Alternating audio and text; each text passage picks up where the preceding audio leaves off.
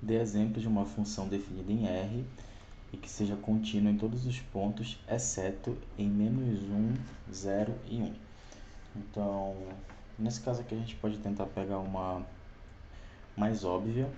A gente só tem que mostrar que ela não é contínua nesses 3 pontos, mas que ela deve ser contínua nos outros. Então, além de ser uma função óbvia, a gente tem que pegar uma função que seja fácil da gente provar que valem essas propriedades. Então, a primeira função que me vem à mente seria uma função que é formada por segmentos de reta. Então, a gente poderia tentar pegar uma coisa assim, ó. Poderia tentar fazer o gráfico desse modo.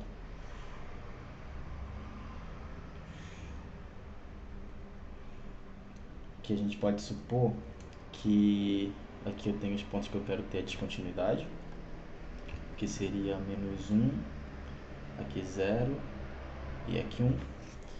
E a gente pode construir ela da seguinte forma.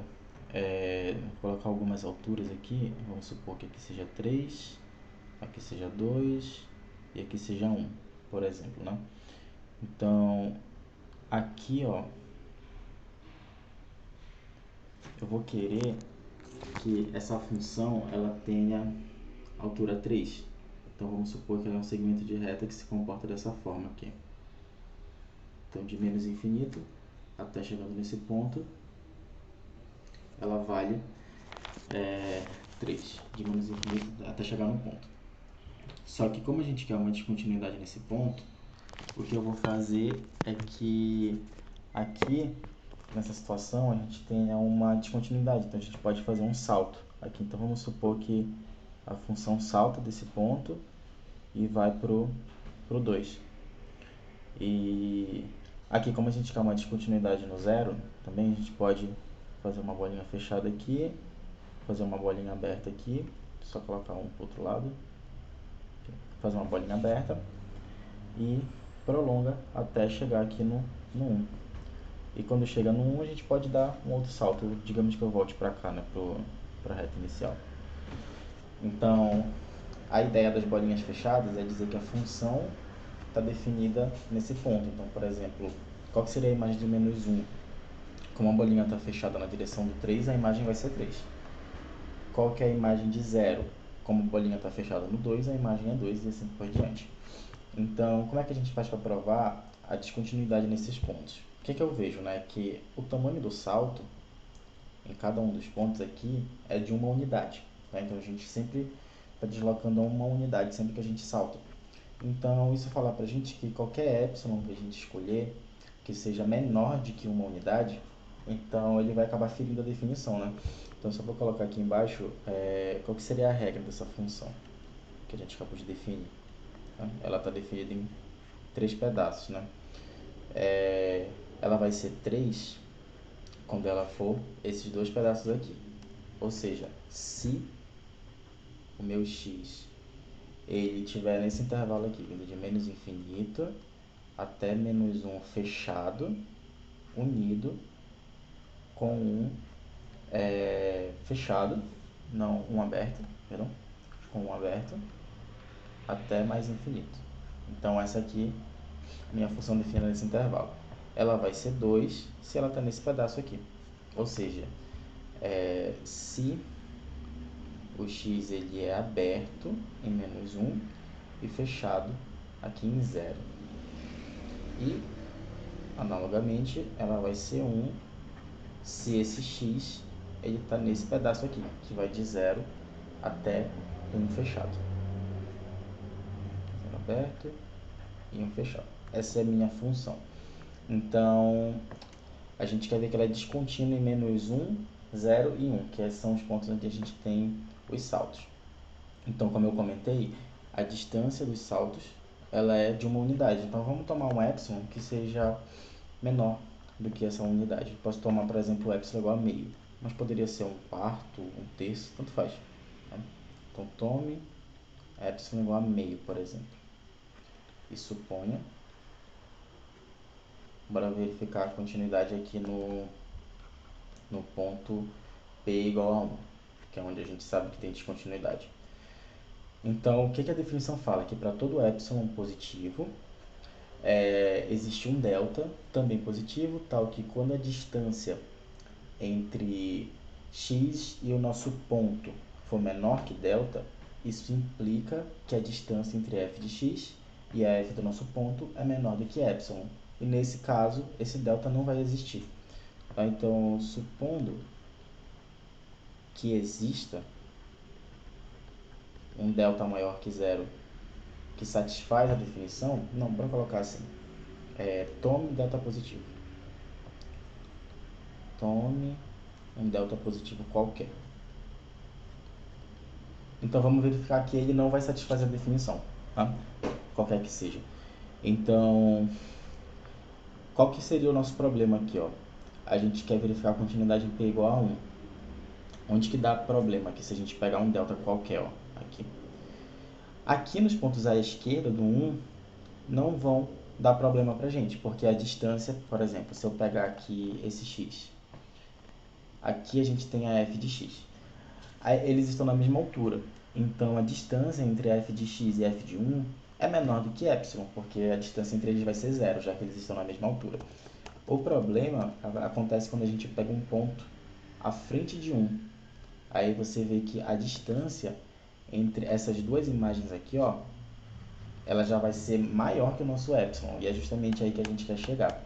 Então, como deveria valer para todo x no intervalo, em particular tem que valer para um x que seja maior que 1. Então, é isso que a gente vai considerar. Tá? Então, tome um delta qualquer e considere, bora pegar aqui pegar um x, considere x maior do que 1. Ou seja, aqui nesse pedaço que dá problema, né? A gente quer verificar analiticamente que dá problema. Então, a gente tem x menos p, isso é menor que delta. O que isso implica, né? Então, a gente tem aqui um módulo de f de x menos a f de p. Isso vai ser igual. Qual que seria a f de x? Como a gente sabe que x é maior do que 1, pela nossa definição, essa função aqui ela vale exatamente 3, tá? Quando está nesse intervalo aqui, ó, a função vale 3. Então, onde tem f de x, a gente troca por 3. Então, vai ficar 3 e f de 1, por definição, isso aqui vai ser, deixa eu ver, vai ser 1, tá? Então, aqui vai ficar 3 menos 1. E isso aqui vai dar módulo de 2, que é maior que o nosso epsilon escolhido. Isso não pode acontecer, né? A gente teria que verificar que é menor do que epsilon. E como não satisfaz a definição, a função não pode ser contínua no ponto P igual a 1. Então, logo, f não é contínuo em P igual a 1.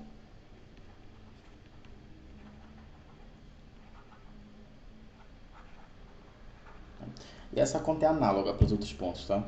Se, por exemplo, se a gente tiver aqui para o P igual a menos 1, a gente faria um intervalo aqui, né? Andaria uma certa quantidade de delta para cá e uma delta para cá.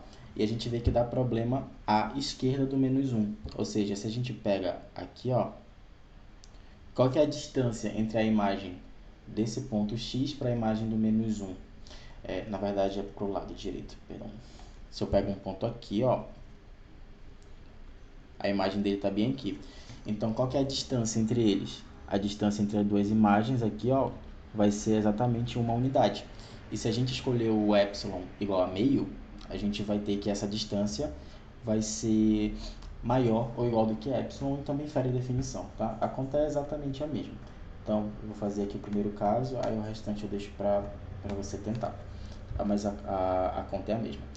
E agora a gente tem que verificar, só escrever aqui assim, analogamente.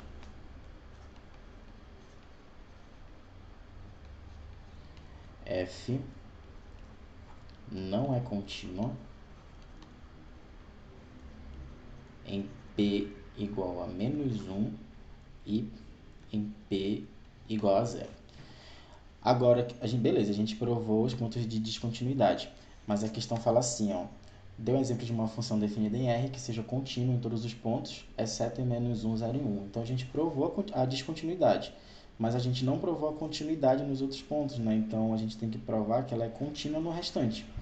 Então, eu vou fazer para um caso, aí a gente tenta verificar, aí você tenta verificar os outros, né? No caso, vai ser sempre a mesma ideia. Deixa eu só apagar aqui.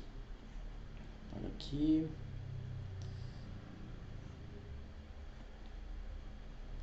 Então, se a gente quer verificar a continuidade no restante dos pontos, a gente tem que separar alguns casos, né? Então, por exemplo, o x, ele poderia cair nesse intervalo aqui, o x poderia cair nesse intervalo, poderia cair nesse intervalo, ou poderia cair nesse intervalo. Então, são 4 análises que a gente tem que fazer, considerando cada pedaço da reta. Então, no caso, eu vou fazer para x nesse pedaço aqui, e a gente vai verificar a continuidade, tá?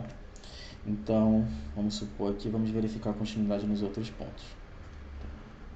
Vamos verificar a continuidade nos outros pontos. Então, como eu falei, são 4 casos. Então, eu vou fazer aqui o primeiro caso. No primeiro caso, eu estou considerando que x está entre 1 e mais infinito. No caso, eu vou pegar a bolinha aberta, porque o caso x igual a 1 foi o caso que a gente acabou de fazer, né? Que é descontínua, em p igual a 1. Então, eu vou fazer x aqui, ó. X indo de 1 até mais infinito. Então, vamos verificar que essa função f é contínua para todos os pontos nesse intervalo. Então, seja epsilon maior que zero, qual o delta que a gente escolhe? O delta ele vai existir, né? Então, qual que seria a nossa ideia aqui, ó? Você tem um ponto x aqui, que é o intervalo que eu estou escolhendo. O delta que vai ser bom para a gente, ele vai ser um delta que a gente não passe do intervalo que a gente está trabalhando. Então, por exemplo, eu vou pegar um delta de modo que o nosso intervalo tenha essa cara aqui, ó. Aqui seria x menos delta e aqui seria x mais delta. Então, o nosso objetivo é pegar no máximo até chegar aberto aqui em menos 1. Ou seja, o nosso delta ele tem que ser menor que a distância do ponto x até 1. Tem que ser menor ou igual, né? Então, a gente pode tomar ele como sendo essa distância, tá? Então, se a gente pegar, por exemplo, aqui, ó. Vamos pegar o delta como sendo a distância de x até 1. Aqui, ó. Só que o que é a distância? A distância é o módulo. Ou seja, aqui é o módulo de x menos 1. E para cá, a gente toma como um módulo de x menos 1. Tá? O conceito de distância ele vai ser sempre um módulo da diferença entre dois objetos. Então, para a gente saber a distância entre x e 1, é só fazer um módulo de x menos 1. Ou o contrário, o módulo de 1 menos x dá na mesma coisa.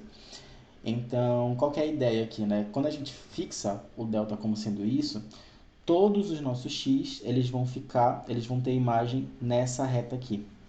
E é isso que a gente quer, porque o nosso objetivo é encontrar um único delta que satisfaça a definição. Então, dado um epsilon, a gente vai ver que realmente esse delta funciona, tá? Então, a gente vai tomar o seguinte. Tomamos delta igual ao módulo de x menos 1. No caso, vou colocar assim, ó. Só para não confundir, eu vou chamar esse ponto aqui de P, porque ele está fixo, tá? Vou chamar ele de P. Deixa eu não confundir com variável. Vou chamar aqui de P. P, então isso aqui seria seria P menos 1. Essa distância aqui, P menos 1, e aqui o módulo de P menos 1 também. Então, vamos tomar aqui P nesse intervalo. P. Tá?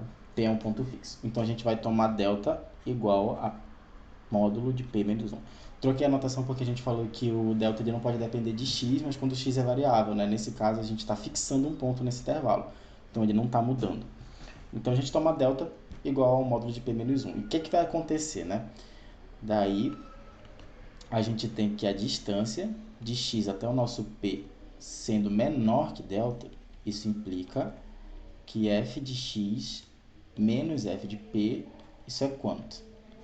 Ó, como a gente está analisando esse intervalo aqui, ó, os nossos pontos estão variando todos aqui. e aqui nesse meio a gente pegou um P específico. Só que todas as nossas possibilidades estão aqui no meio, tá? Então, aqui nesse intervalo, a imagem, se eu pegar um x qualquer aqui, ó, se eu pegar um x qualquer, aqui a imagem ela vai ser 3. Então, onde tem f de x, a gente troca por 3. E onde tem f de p, a gente também troca por 3. Então, aqui vai ficar assim. F de x vai ser 3. E f de p também vai ser 3. Ou seja, isso aqui vai dar 0. E isso vai ser menor que epsilon, porque a gente sabe que epsilon é positivo. Então, não importa para a gente qual que ele seja. A gente sabe que como essa diferença aqui dá 0, então ela certamente vai ser menor do que epsilon. Ou seja, a gente tem que f é contínua em P. No caso, esse P que a gente pega aqui nesse intervalo. Tá? Aí o segundo caso, eu vou fazer mais o segundo. Aqui o segundo caso, vamos pegar o outro intervalo, que é quando a nossa f ela vem de menos infinito até menos 1. Tá? Aberto. Então vamos considerar esse caso. A gente tem que P está entre menos infinito e menos 1. Então, de novo, seja epsilon maior do que 0. Qual o delta que a gente escolhe? Vou pegar aqui, tomamos. Qual o delta, né? Então, a gente vai analisar o seguinte aqui, ó. Como a gente quer permanecer na reta de cima, se a gente pega um P aqui, ó, a gente pega o delta como sendo no máximo essa distância. Ou seja, seria um módulo de P menos menos 1, que vai ficar o módulo de P mais 1. Então, a gente toma o delta como sendo o módulo de P mais 1. Módulo de P mais 1. Então, o que vai acontecer aqui? Daí, a gente tem que x menos P menor do que delta. Isso implica que f de x menos f de p, isso é igual a quanto? Ó, o nosso x ele está naquele intervalo que a gente construiu. Ou seja, o x ele está por aqui assim, ó, vamos supor aqui. Aqui eu tenho o delta, né? Delta. Aqui e aqui. O x ele está aqui dentro, tá? Desse intervalo. Então, para qualquer x que a gente pega aqui dentro, a imagem dele vai ser 3 também. E a imagem do nosso ponto, ela também vai ser 3. Então, o que vai acontecer aqui? Igual no caso de cima, vai ficar 3 menos 3, que vai dar 0, que é menor que epsilon. Então, logo, f é contínua em P, já que satisfaz a definição. Aí, qual seria a ideia para o terceiro caso? Deixa eu só apagar aqui.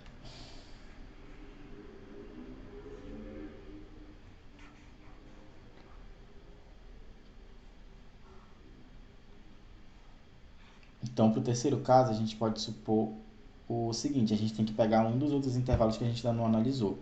Então, vamos imaginar que dessa vez o nosso ponto P, ele está por aqui assim, ó.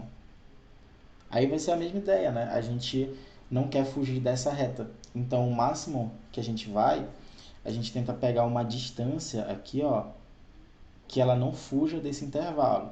Só que aí a gente tem que ter um pouquinho de cuidado, porque aqui para a direita, a menor distância que a gente pode tomar seria, aqui para a esquerda, perdão, seria a distância entre P e menos 1. Mas aqui para a direita seria a distância entre P e 0.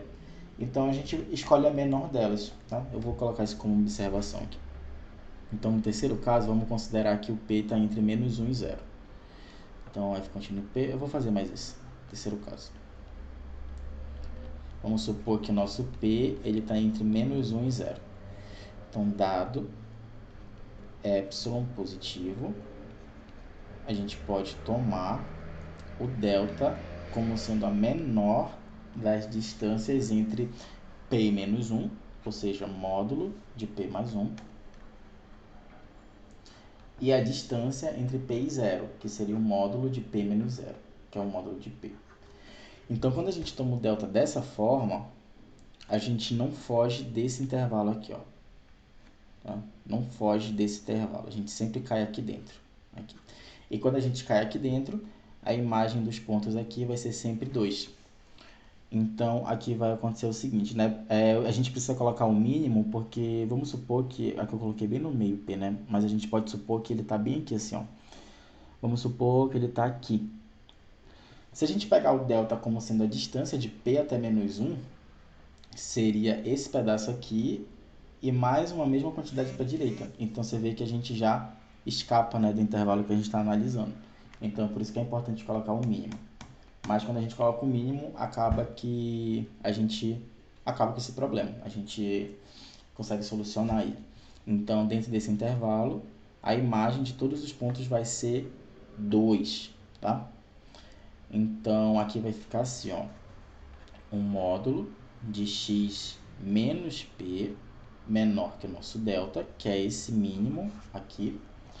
Isso aqui vai implicar que a imagem da f de x menos a f de p, isso aqui também vai ser zero, pelo jeito que a gente construiu, né? A f de x vai ser 2, a f de p vai ser 2 também, 2 menos 2 dá zero, e isso é menor do que epsilon. Então, logo, f é contínua em p. F é contínua em p. Aí agora, o único caso que faltaria analisar seria esse aqui, ó, quando a gente está nesse intervalo aqui. Aí a mesma ideia, você pega um ponto P e considera o delta como sendo o mínimo das distâncias de P até 0 e de P até 1, para ele não cair nesse intervalo. Então, dentro desse intervalo, a imagem de todos os pontos vale 1. Então, a distância entre a imagem de um x qualquer aqui nesse intervalo e a imagem do P vai dar f de x menos f de p, que vai dar 1 menos 1, que também vai dar 0, que vai ser menor que epsilon para qualquer epsilon que a gente escolher. Tá? Então, vou só colocar aqui que nesse último caso, o quarto caso, ele vai ser análogo, tá? Mas precisa ser verificado. É análogo aos anteriores. Então, daí, colocar assim, concluímos que a função f ela é contínua em R menos 1, 0 e 1, que era o que a gente estava interessado em mostrar.